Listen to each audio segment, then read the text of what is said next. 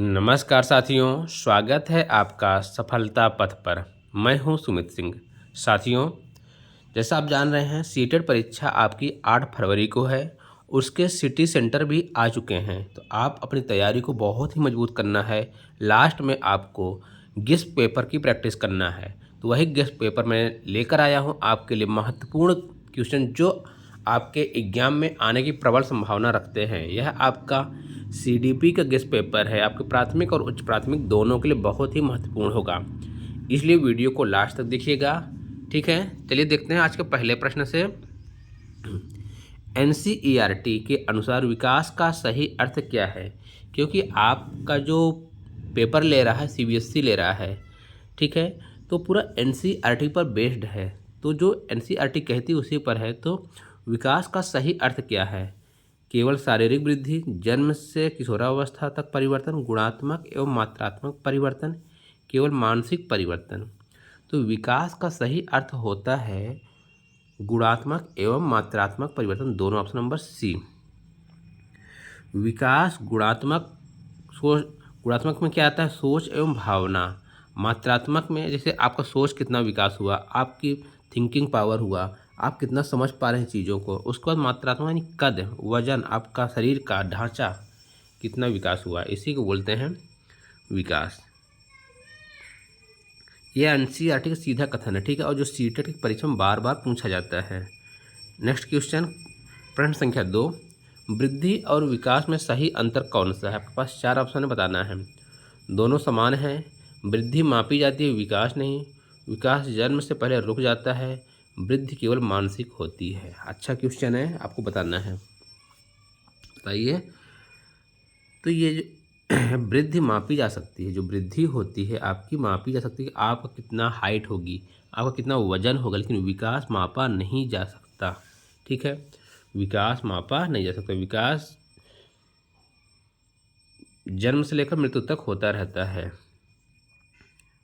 Next question, NCERT के अनुसार बाल विकास का सिद्धांत कौन सा सही है?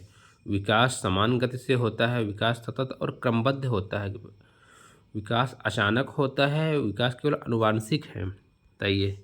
तो विकास, बाल विकास का सिद्धांत है कि विकास जो है सतत और क्रमबद्ध होता है, धीरे हो सकता है लेकिन सतत होता रहता है। Option number B is correct answer.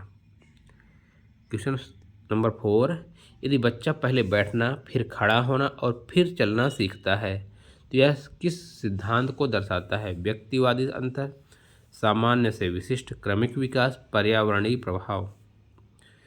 पहले बैठना, फिर खड़ा होना, फिर से चलना, यह है आपका क्रमिक विकास। क्या है? क्रमिक विकास। Option number C is correct, क्रमिक विकास। एनसीईआरटी के अनुसार अधिगम का सर्वश्रेष्ठ वातावरण कौन सा है? भय मुक्त, दंड आधारित, तनाव मुक्त और सहयोगी प्रतियोगी। देखिए यहाँ भय मुक्त युक्त तो हो नहीं सकता, दंड नहीं, प्रतियोगी नहीं, यह होगा तनाव मुक्त और सहयोगी। Option number C. प्रश्न संख्या 6, कक्षा में बच्चे की गलती को सीखने का अवसर मानना किस दृष्टिकोण को दर्शाता है? व्यवहारवादी, निर्माणवादी, परंपरागत, दंडात्मक। आपके पास 3 ऑप्शन बताना है आपको, सॉरी 4 ऑप्शन बताइए। तो ये आपका निर्माणवादी है। कैसा है निर्माणवादी? वो अपनी गलती से सीख कर, गलतियों का सीखने का अवसर मानना किस दृष्टिकोण से समझता है? निर्माणवादी। क्योंकि बच्चा सीख रहा है, गलती कर रहा है तो अलग फिर सीखेगा तो उसका निर्माण होगा। एनसीईआरटी के अनुसार शिक्षक की भूमिका क्या होनी चाहिए? नियंत्रक, ज्ञान का एकमात्र स्रोत, सहायक एवं मार्गदर्शक, निर्णायक। तो एनसीईआरटी के अनुसार शिक्षक की मुख्य भूमिका है सहायक और मार्गदर्शक की। नेक्स्ट क्वेश्चन, वाइगोत्स्की के सिद्धांत को एनसीईआरटी किस संदर्भ में स्वीकार करता है? अनुकरण, सामाजिक अंतःक्रिया, दंड या अभ्यास। वाइगोत्स्की महोदय का तो ये करता है सामाजिक अंतःक्रिया। कैसा करता है? सामाजिक अंतःक्रिया। याद रखिए, वाइगोत्स्की का सिद्धांत सामाजिक अंतःक्रिया। जेडपीडी, ये क्वेश्चन बहुत पूछा जाता है, याद रखिएगा। जेडपीडी में अधिगम सबसे प्रभावी क्यों होता है? बच्चा अकेले सीखता है, कार्य बहुत आसान होता है, उचित सहायता मिलती है, दंड दिया जाता है। जेडपीडी में बताइए क्या होता है? तो उचित सहायता मिलती है। क्या मिलती है? उचित सहायता मिलती है, हेल्प। जेडपीडी का मतलब ये है कि टीचर बच्चे को थोड़ा सहायता दे, फिर धीरे धीरे उसका साथ छोड़ दे, बच्चा खुद करे। सहपाठी द्वारा सहायता को एनसीईआरटी किस नाम से संबोधित करता है? अनुशासन, स्कैफोल्डिंग, पुनर्बलन, अभ्यास। बताइए। तो ये करता है स्कैफोल्डिंग। सहयोगियों के द्वारा, सहपाठी के द्वारा उनकी सहायता करना, बच्चे की बच्चे ग्रुप में पढ़ रहे हैं, एक दूसरे की हेल्प कर रहे हैं, उसे बोलते हैं स्कैफोल्डिंग। याद रखिएगा, बहुत ही महत्वपूर्ण पॉइंट है जेडपीडी और स्कैफोल्डिंग। एनसीईआरटी के अनुसार बुद्धि क्या है? केवल परीक्षा अंक, सीखने की क्षमता, वातावरण से अनुकूलन की क्षमता, स्मरण शक्ति। तो एनसीईआरटी के अनुसार है आपका वातावरण से अनुकूलन की क्षमता। किससे? वातावरण से अनुकूलन की क्षमता। Option number C correct. Gardner की बहुबुद्धि सिद्धांत को अपनाने का लाभ क्या है? गार्डनर महोदय ने दिया है बहुबुद्धि सिद्धांत, उसको अपनाने का लाभ क्या है? आपके पास 4 ऑप्शन है, पढ़िए बताइए। सभी को एक जैसा पढ़ना, तुलना बढ़ाना, विविध क्षमताओं को पहचानना, रटने पर जोर। तो सभी एक जैसे पढ़ाना या विविध क्षमताओं को पहचानना, यही दो है आपको। तो आपका है विविध क्षमताओं को पहचानना। मतलब सभी बच्चे क्या होते हैं? अलग अलग क्षमता से, अलग अलग परिवेश से, अलग अलग मेंटल लेवल से आते हैं, तो उनकी क्षमताओं को पहचानना है, इसलिए बहुबुद्धि, बहुत से बुद्धि के आते हैं।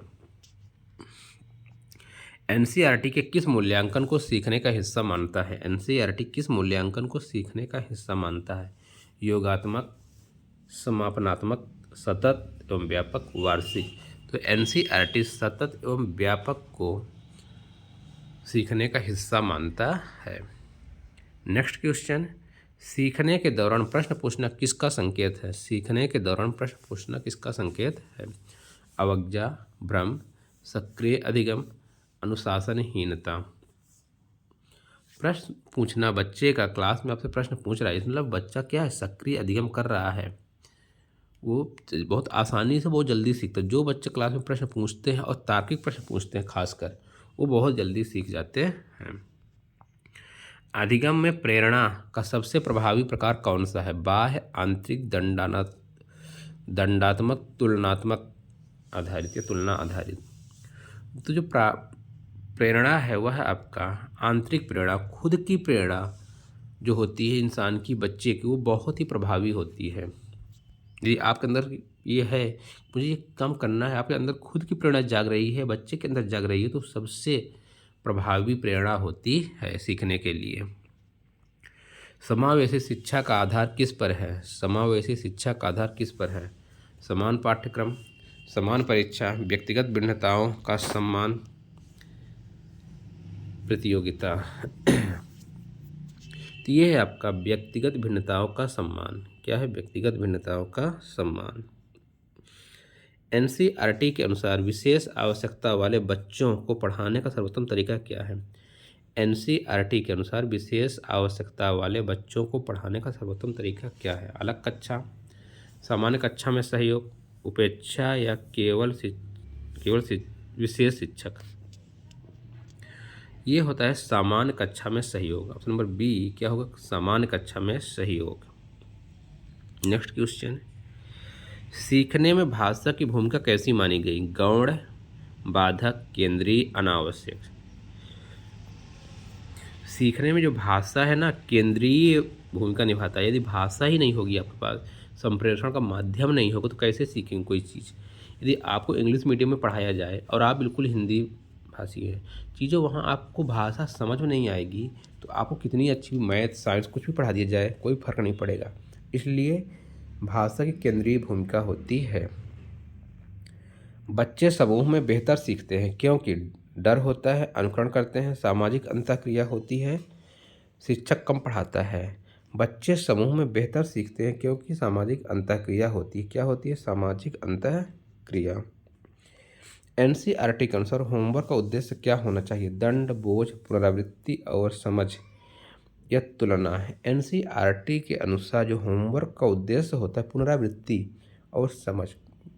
बच्चों को होमवर्क इसलिए दिया जाता है कि बच्चा घर में जाके इसकी पुनरावृत्ति करेगा और उसके साथ जब पुनरावृत्ति करे तो उसको समझ भी विकसित होगी, इसलिए दिया जाता है। ना कि बच्चे को घर में कि जाए घर में दिन भर लगा रहे, उसको पुनरावृत्ति होगी तो उसकी चीज़ें धीरे धीरे उसके दिमाग में बैठ जाएंगी, समझ में आ जाएगा, कोशिश करेगा घर में जाकर, है ना। विकास की दिशा सामान्यतः कैसी होती है? सिर से पैर की ओर, पैर से सिर की ओर, अचानक या उल्टी। तो विकास की दिशा जो होती है सिर से पैर की ओर होती है। किस तरफ? सिर से पैर की ओर। सबसे पहले आपका बनता है सिर,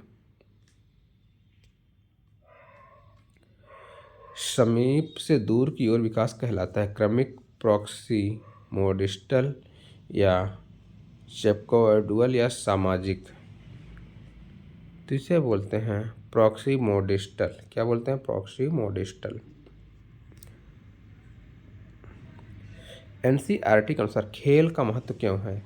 समय नष्ट, केवल मनोरंजन, संज्ञानात्मक व सामाजिक विकास। तो एनसीईआरटी के अनुसार खेल का महत्व है संज्ञानात्मक व सामाजिक। क्या है? संज्ञानात्मक व सामाजिक। बच्चे की रुचि के अनुसार शिक्षण कहलाता है विषय केंद्रित, पाठ्य पुस्तक केंद्रित, बाल केंद्रित, शिक्षक केंद्रित। बच्चे की रुचि के अनुसार बच्चा किस तरह से सीखना चाहता है उसे कहेंगे बाल केंद्रित शिक्षा। और पूरा सीटेट एनसीईआरटी भी पूरा बेस्ड है किसके? बाल केंद्रित शिक्षा पर। नई शिक्षा नीति भी किस पर बेस्ड है? बाल केंद्रित शिक्षा पर। अधिगम को स्थायी बनाने का सर्वोत्तम उपाय क्या है? बताइए, 4 ऑप्शन है।